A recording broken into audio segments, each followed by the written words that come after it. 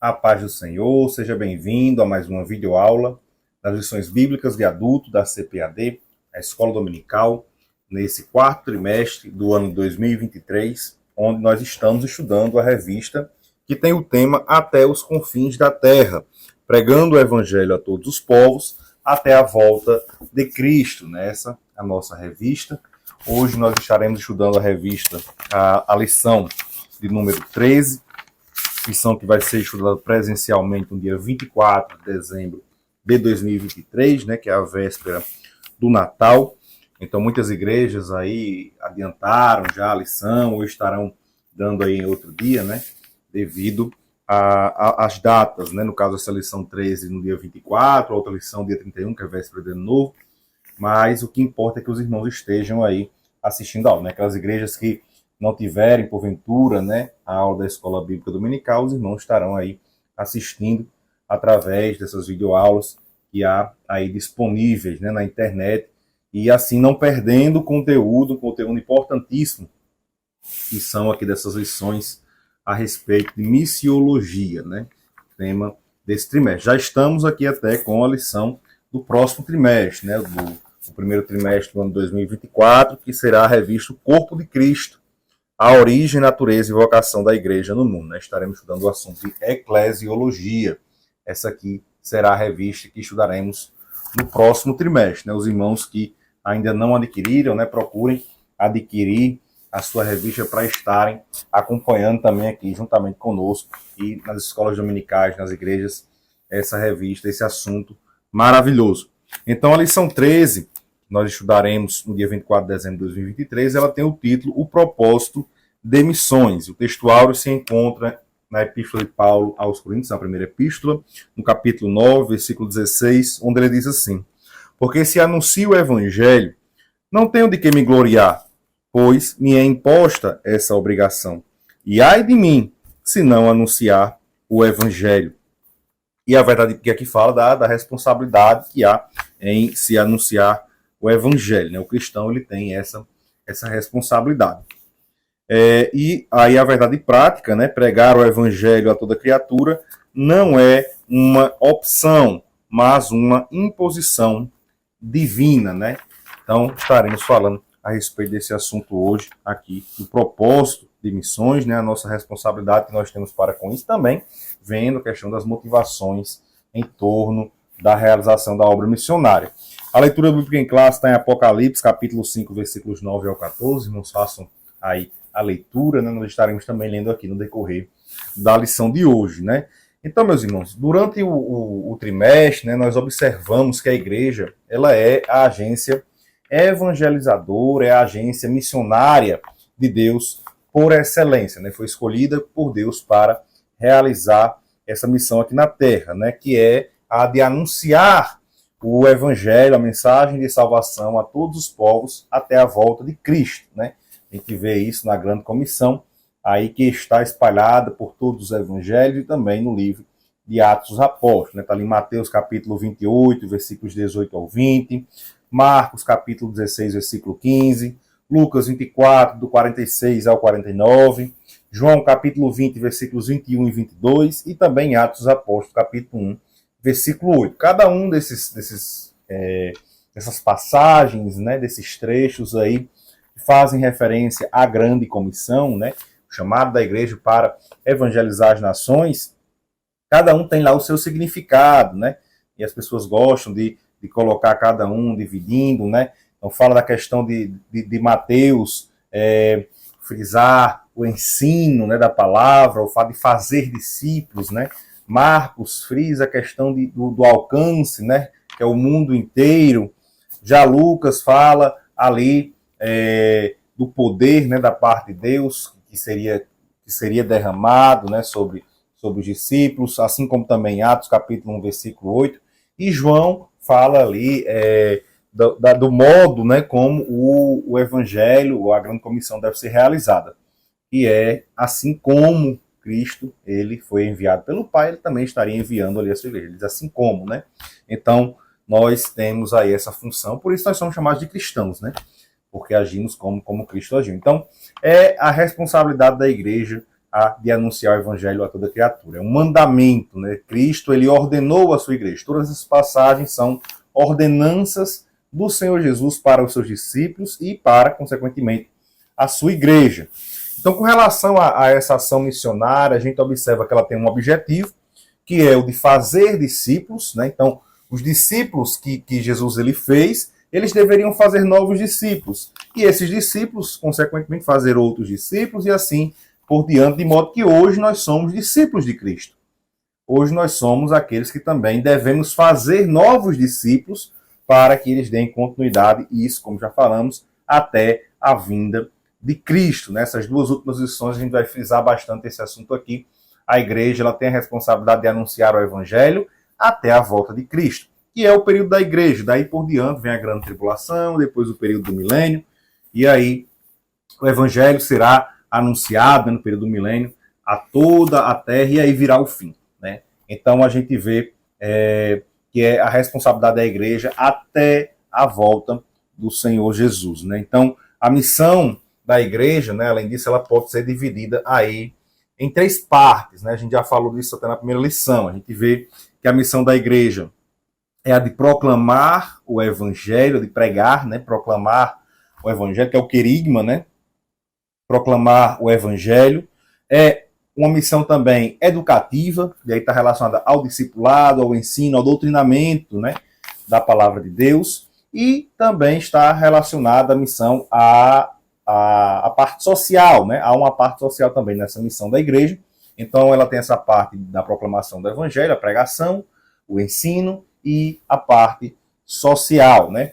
Seria a tríplice missão da igreja, né? Só que ao longo da história, a gente vê que a igreja ela vem sendo pressionada para não realizar a sua missão primária, seja de forma direta, através de perseguições. Isso a gente viu bem até na aula passada, né? Falamos a respeito da perseguição à Igreja de Cristo, ou de forma indireta, né? E aí a gente vê as sutilezas, né, que o inimigo ele tem aí feito no meio da igreja para deixar os irmãos, digamos assim, preguiçosos, para que eles não venham realizar a obra missionária, né?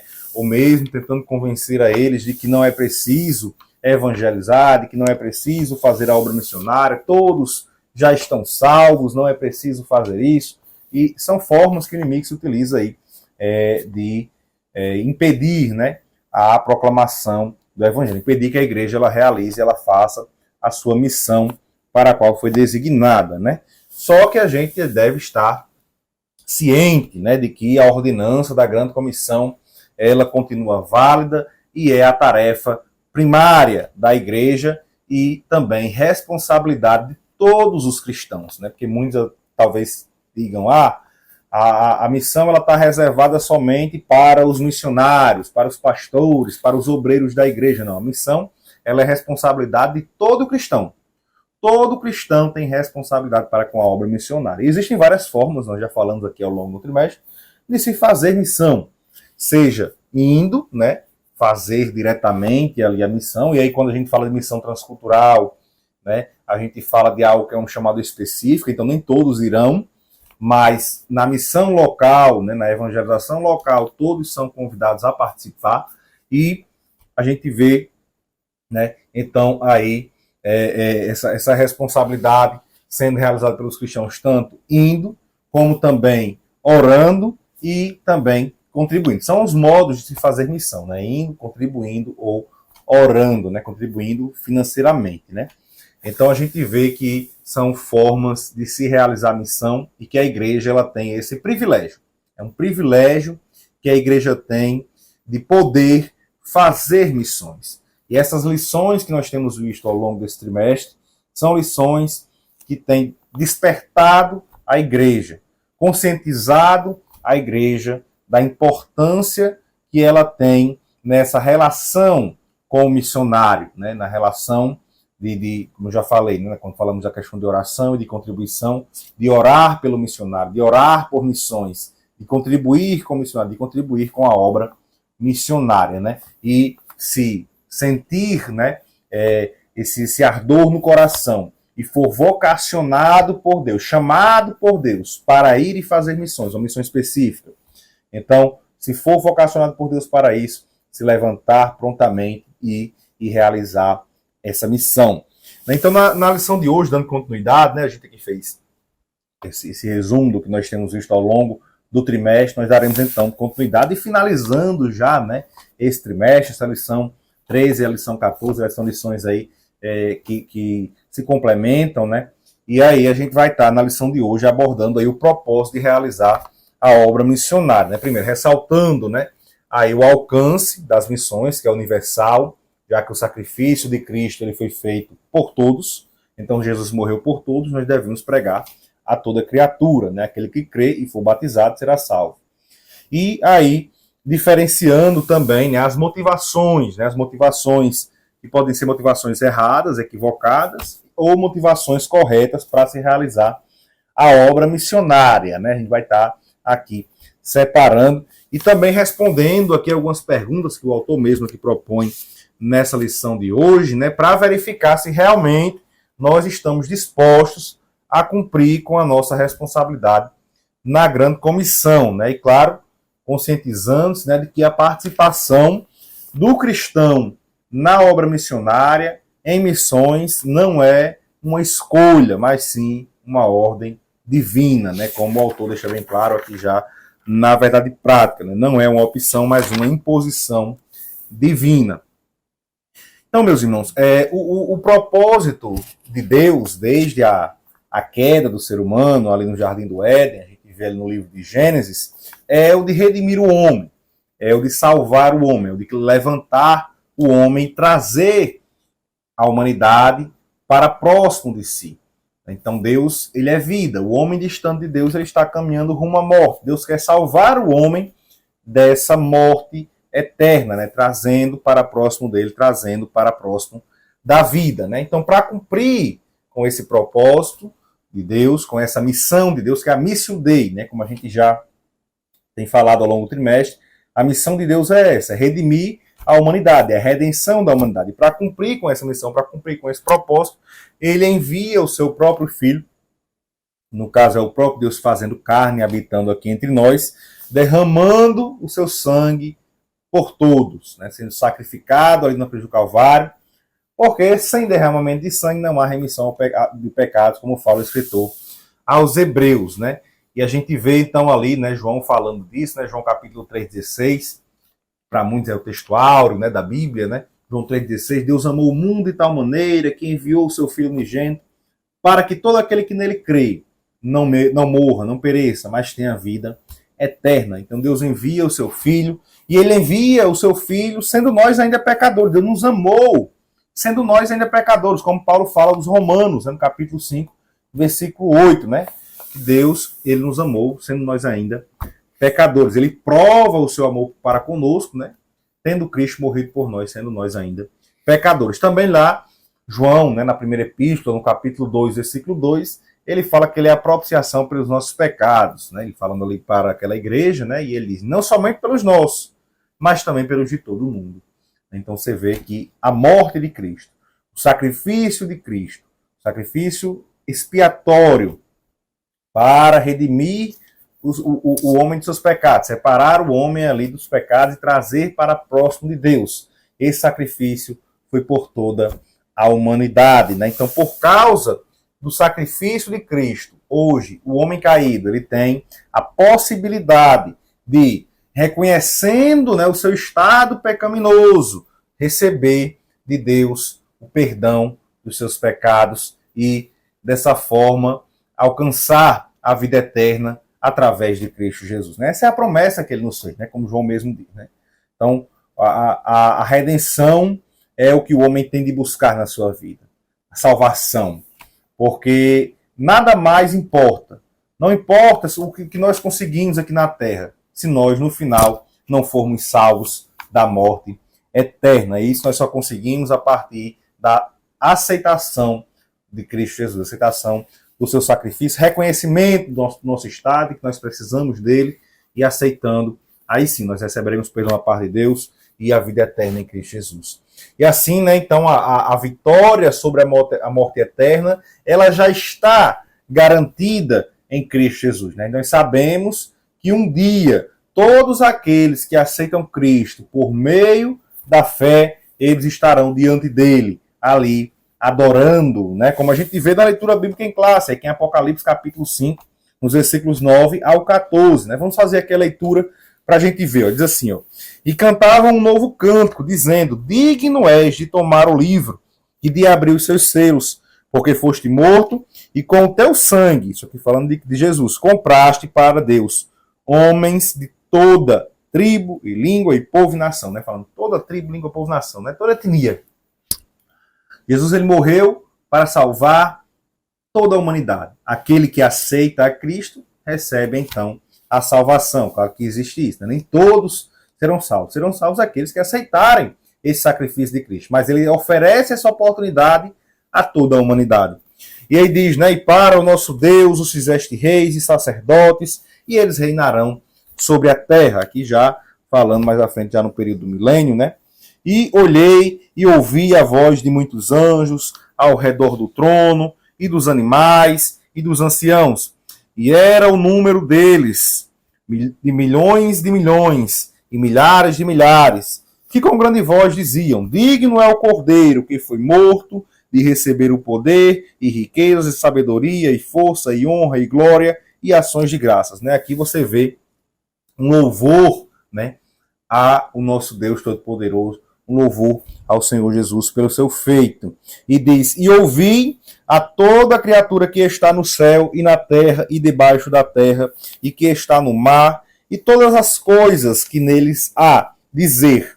E aí você vê tudo então louvando ali a Cristo, né? Dizendo: ao que está sentado sobre o trono e ao Cordeiro sejam dadas ações de graças e honra e glória e poder para todo sempre. Glória a Deus, aleluia. Aqui a gente vê tudo, né, aqui louvando a Deus, porque tudo, toda a criação louva ao Senhor. E aqui no versículo 14 diz: e aos 4 animais diziam amém. E aqui alguns intérpretes falam que esses 4 animais se referem a querubins, serafins, a seres celestiais que estão ali já louvando a Deus diante dele.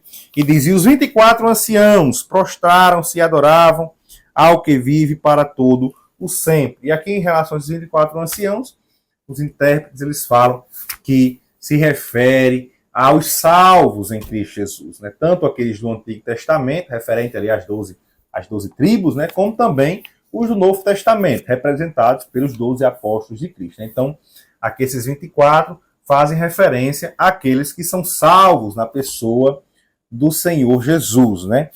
Então aqui, meus irmãos, qual o papel da igreja nessa história? Veja, a vitória já está garantida, né? Tudo está já garantido. Quando Cristo esteve ali na cruz e ele foi morto, ele está consumado. Ali pronto, ali já estava tudo garantido, né?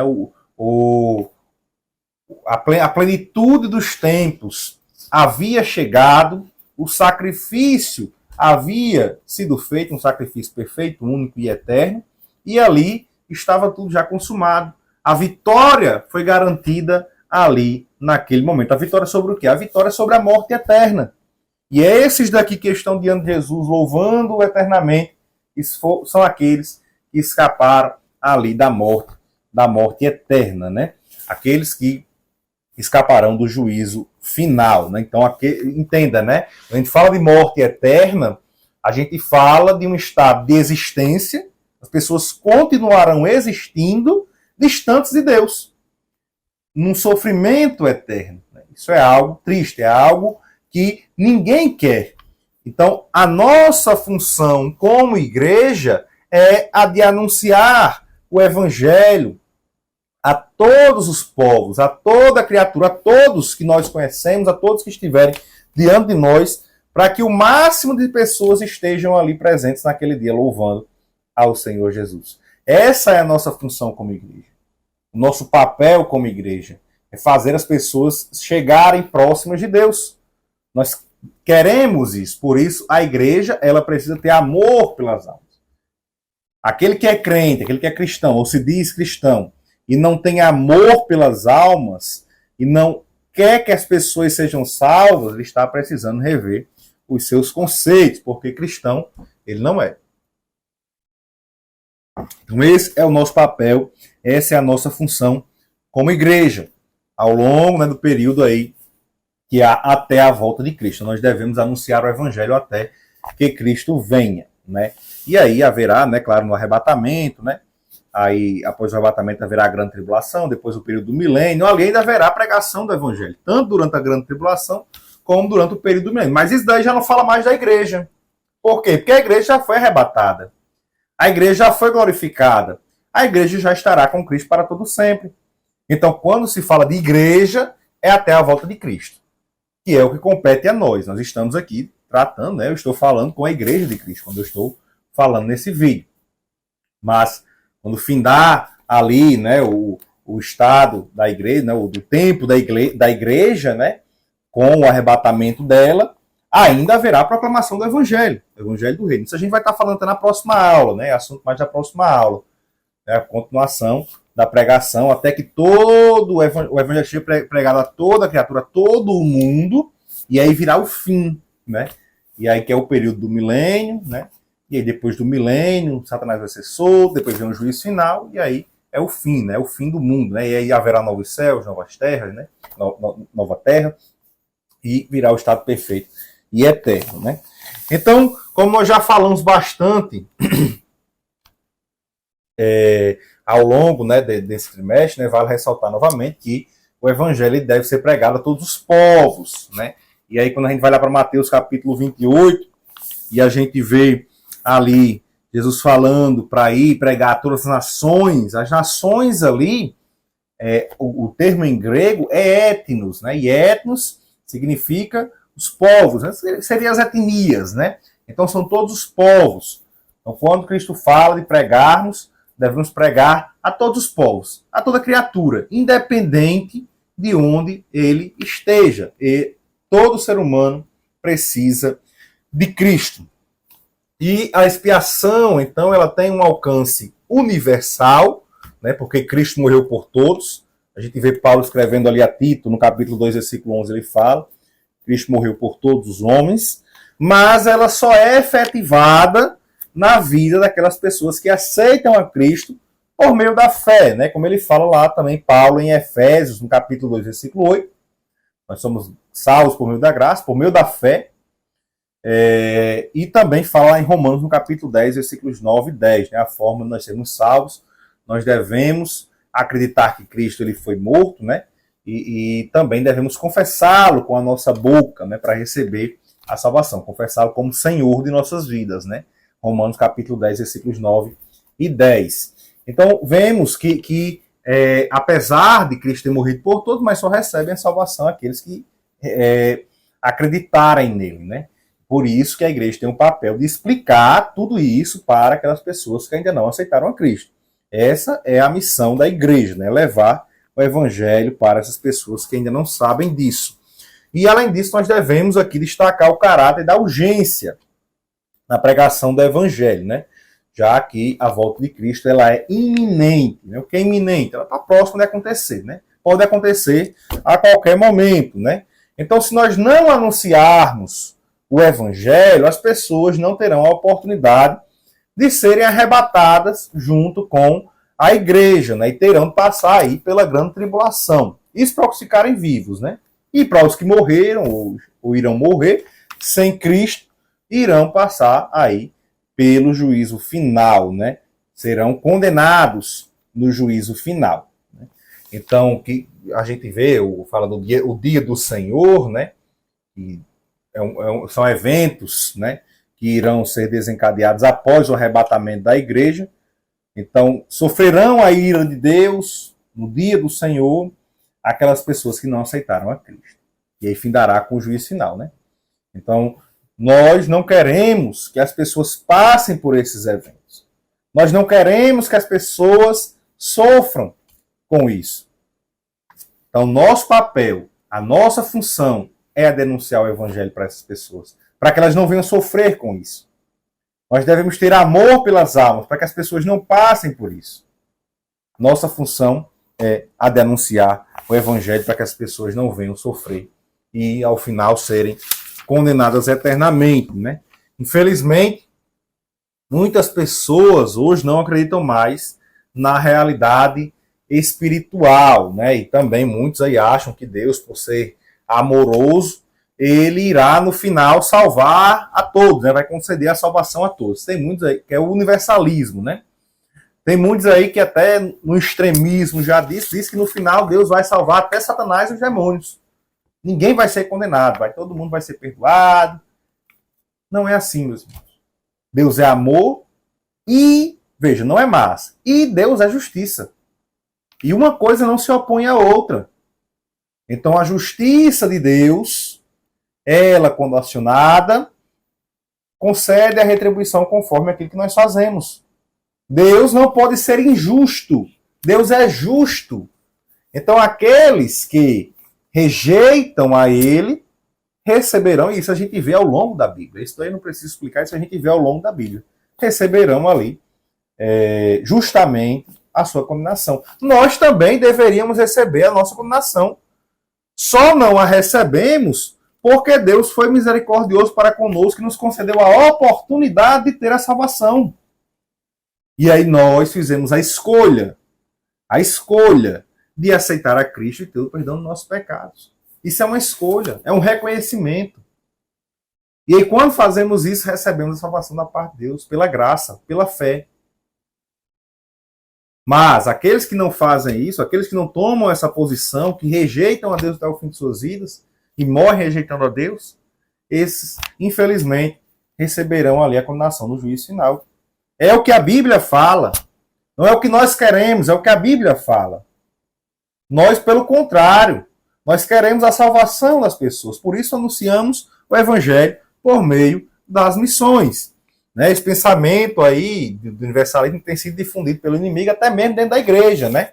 A gente vê isso e faz com que muitas pessoas pensem que não há necessidade de anunciar o Evangelho. O autor traz aqui no seu livro, que é o livro texto, né, que acompanha a lição, na página 139, ele traz aqui um texto de Melvin Lily Hodges, né, um missionário americano e também missiólogo pentecostal. No seu livro A Igreja, Sua Teologia e Missão, ele traz também alguns aqui, né, algumas condições que fazem com que as pessoas esfriem no ardor missionário. Eu vou ler o texto, é um pouco grande, mas dá para a gente ler aqui.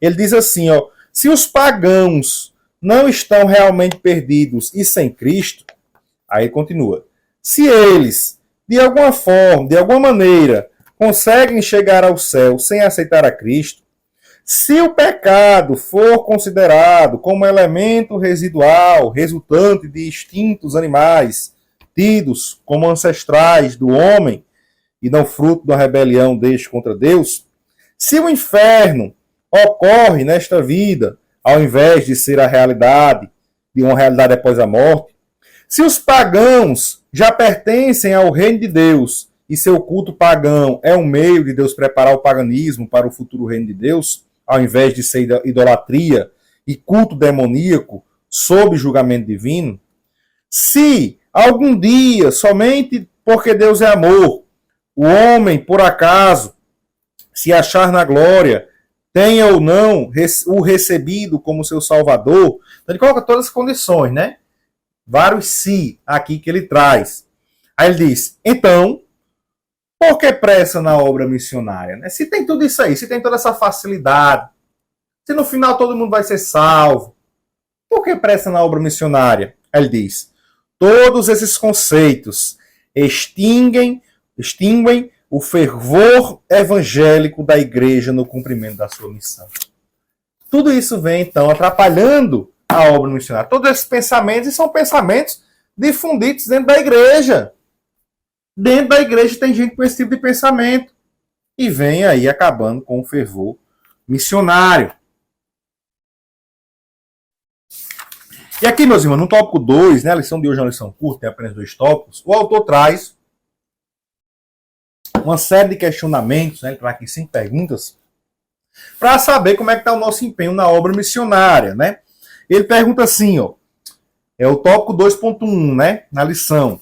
Ele diz, como está a nossa disposição de levar o evangelho para todo mundo? Aí vai. Você sabia que a vinda do Senhor Jesus tem a ver com a execução dessa ordenança? Aí traz aqui o versículo Mateus 24:14. Lembrando novamente, a gente vai estar vendo esse assunto aqui na próxima lição. Mas Lembrando que Mateus 24:14, ali fala do fim, ali não é a volta de Cristo, né? Não é o arrebatamento da igreja. Aquele fim ali é o fim de tudo. É o fim de tudo, é após o milênio, né? Então, quando o evangelho for pregado, né? O evangelho do reino for pregado nos 4 cantos da terra, aí virá o fim. Não, ali é o fim de tudo, depois do período do milênio. Para a volta de Cristo não há condições. Então, a vinda do Senhor Jesus, ela é iminente, ela pode acontecer a qualquer momento. Não tem que o evangelho ser pregado em todos os lugares para que Jesus volte. Então, a vinda de Cristo, ela é iminente, pode acontecer a qualquer momento. E ele diz, à luz dessa grande urgência, e há uma urgência devido ao fato, como nós já falamos, das pessoas, elas necessitarem da salvação, e a vinda de Cristo está prestes a acontecer. Então, o que temos feito em prol do reino de Deus? O que é que nós temos feito? E aí, muitas vezes eu até falo no culto do missionário, é um culto em que nós paramos para refletir o que temos feito em prol do reino de Deus. E aí nós devemos pensar, né, naqueles modos de se fazer missão, indo, contribuindo, orando. O que é que nós temos feito? Isso fica como reflexão para nós. Temos formado, e aqui ele fala, claro, para a liderança da igreja, para a igreja como um todo, mas em especial para a liderança da igreja. Ele diz, temos formado obreiros suficientes para cumprir a grande comissão? Tem utilizado todas as energias para isso?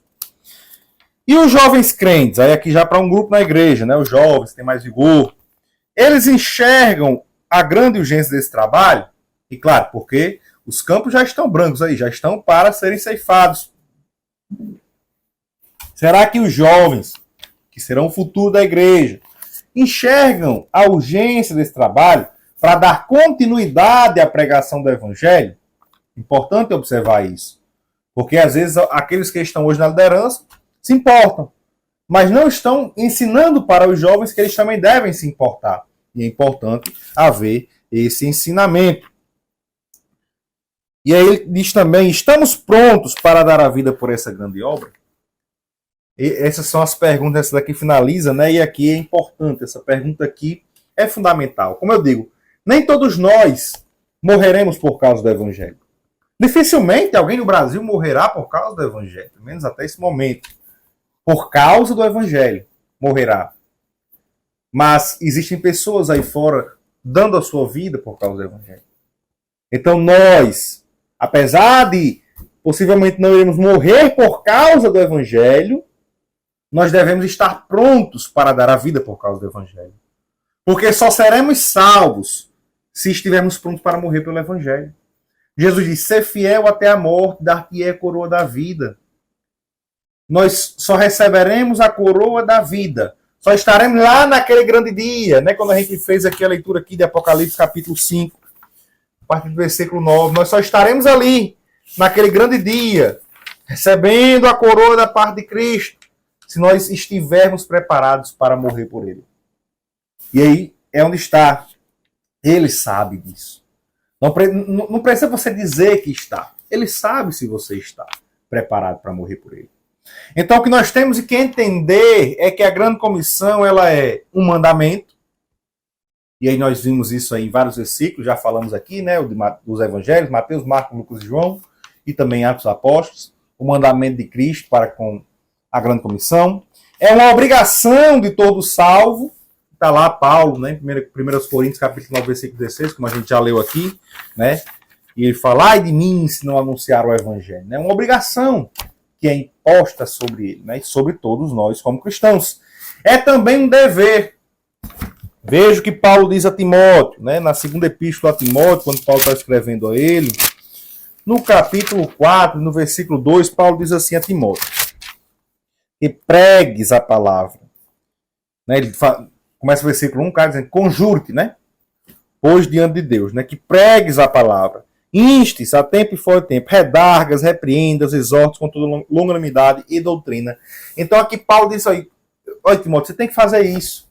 É um dever seu fazer isso. Então é um dever de nós como cristãos anunciar o evangelho de Cristo.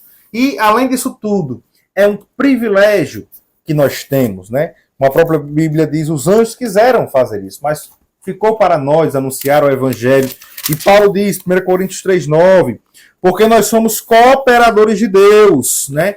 Veja, nós somos cooperadores de Deus nessa obra. Olha o privilégio que nós temos. Também, aos Coríntios, no capítulo 5, versículos 18 ao 20, Paulo diz assim, ó, e tudo isto provém de Deus, que nos reconciliou consigo mesmo por Jesus Cristo, e nos deu o ministério da reconciliação. Olha o ministério que Deus nos deu, da reconciliação. Isto é, Deus estava em Cristo reconciliando consigo o mundo, não lhes imputando os pecados, e pôs em nós a palavra da reconciliação.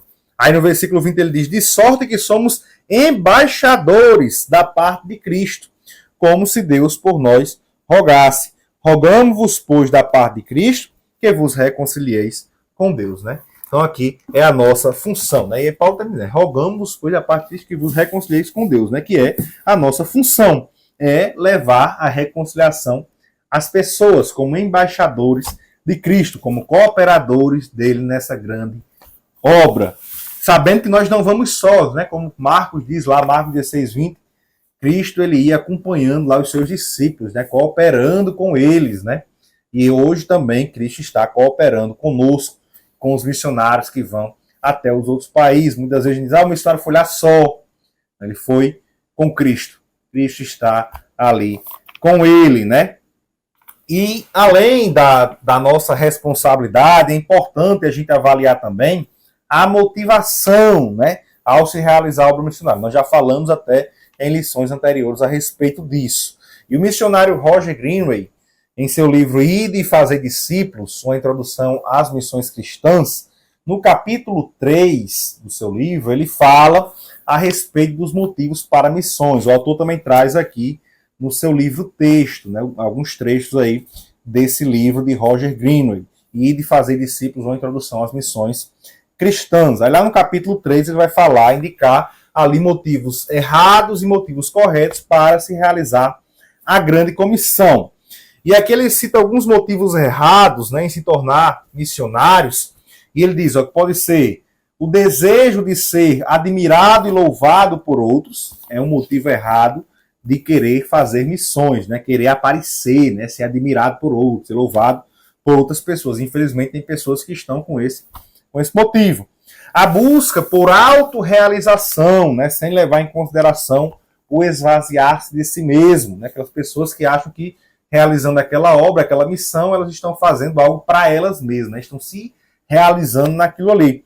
E não, nós, na verdade, como o próprio Senhor Jesus, né, ele veio realizar a sua obra e ele se desfez da sua glória, né? Isso tudo para a glória de Deus. Nós também devemos assim agir. Tudo para a glória de Deus e não para a nossa glória. A busca por aventura e excitação, né? Muitos pensam, eu vou para outro país, vou para uma nova aventura, uma nova cultura. É uma aventura isso para mim, né? É algo que vai me deixar ali excitado, então vou em busca disso. É uma motivação errada. Também outra motivação errada, a ambição em expandir a glória e influência de quê? De uma igreja, de uma denominação particular, né? Ou até mesmo de um país, né? Vou levar aqui o nome do meu país, vou levar o nome da minha igreja. Não. Nós estamos pregando a Cristo, então a motivação dessa forma é errada. Então, outra motivação errada, a fuga das situações desagradáveis no lar. Uma pessoa não se dá bem com sua família, ela diz, então eu vou para outro lugar. E eu mesmo já vi esse tipo de coisa já acontecendo, né? Pessoas que foram achando que iam para lá se livrar daquilo que acontecia no seu lar e não dá certo. Não funciona, meu irmão. Não é assim. É isso que nós devemos entender e aprender com os erros, né, dos outros, né, com essas motivações erradas. A esperança de sucesso profissional após um curto período de serviço missionário, né, achando que vai fazer ali a missão, mas vai voltar logo para poder colher os frutos daquilo ali, né? Seja na igreja ou mesmo alguém ali por influência arrumar um trabalho para ele e ele ganhar com isso. Não é assim. A culpa e o anseio pela paz com Deus através do serviço missionário, achando que porque estará fazendo algo por Deus, encontrará ali algo para debater com Deus, dizer que está fazendo algo para ele. Não é assim. Esses não são motivos adequados para se realizar a obra missionária. É importante a gente destacar, né, que esses motivos aqui errados, eles podem existir até mesmo nas mentes daquelas pessoas que são sinceras, daqueles missionários que realmente querem querem fazer algo missionário. Então, em algum momento, isso pode querer tomar de conta da mente de um missionário que quer realmente fazer missão de forma correta. Então, a gente deve estar atento a esse tipo de pensamento, né? E repreendê-los quando a gente descobrir que estamos pensando dessa forma, né? Pedir a Deus para que substitua esse tipo de pensamento, essa motivação, pela motivação correta, né? Para que a gente possa fazer um serviço puro e aceitável diante de Deus, né? Para que as nossas obras sejam como ouro, prata e pedras preciosas, né? Quando forem passadas, testadas ali no tribunal de Cristo, elas sejam aprovadas e a gente venha receber o galardão. E quais são ali os motivos corretos? E aí o autor, Roger Green, ele elenca 4 motivos corretos para a realização da verdadeira obra missionária, né? O propósito correto ali para a realização da obra missionária. E ele diz, o desejo de que Deus seja adorado e a sua glória conhecida entre todos os povos da terra. Lá no seu livro ele debate mais um pouco a respeito desses pontos, né? Quem tiver o livro aí pode também fazer uma leitura para estar aprendendo um pouco mais, né? Então, a nossa vontade primária deve ser a de que Deus seja adorado em toda a terra, né? Glorificado por todos os povos. Segunda motivação que nós devemos ter, o desejo de obedecer a Deus por amor e gratidão, né? Através do cumprimento da grande comissão. Então, nós devemos ser gratos a Deus pela salvação que Ele nos deu e cumprir ali com a sua ordenança, a grande comissão. Terceiro, o desejo ardente de usar todos os meios legítimos para salvar os perdidos e ganhar os não crentes para a fé em Cristo, né? Conforme Paulo fala em 1 Coríntios capítulo 9, versículos 9 e 2, né? Fiz-me isso para ganhar aqueles outros. Então, você vê que nós devemos buscar todos os meios, claro, de forma legítima, né? Não de forma errada, né? Buscar meios legítimos para ganhar as pessoas para Cristo, né? A gente deve se adaptar. E a missão transcultural fala muito a respeito disso, né? De adaptação para ganhar outras pessoas para Cristo. E a quarta motivação que ele traz, ele diz a preocupação de que as igrejas cresçam e se multipliquem, e de que o reino de Cristo seja estendido através de palavras e ações que proclamem a compaixão e a justiça de Cristo ao mundo de sofrimento e injustiça.